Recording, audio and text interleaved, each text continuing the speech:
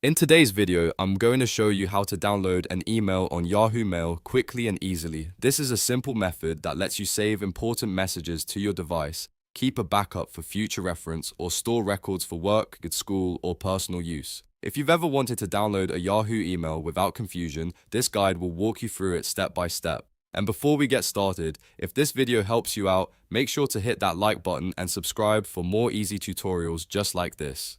Alright, let's jump right in. First, open Yahoo Mail and sign into your account if you're not already logged in. Once you're inside your inbox, find the email you want to download. You can open any message that you want to save as a file on your computer or phone. This part is important because Yahoo Mail doesn't usually give you a big download button right on the email itself, so we'll use the print option to save it properly. After you open the email, look toward the top right area of the message. You'll see the More option, usually shown as 3 dots. Click on those 3 dots to open the Additional Options menu. This menu contains extra actions you can take with the email, including printing it. From the list, click Print. This will open your browser's print window or print preview screen.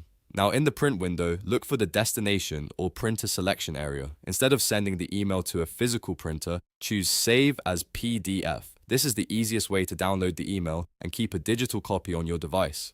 Once Save as PDF is selected, you can usually preview how the email will look when saved. Make sure the content looks correct, including the sender, subject line, and body of the email. When everything looks good, click Save.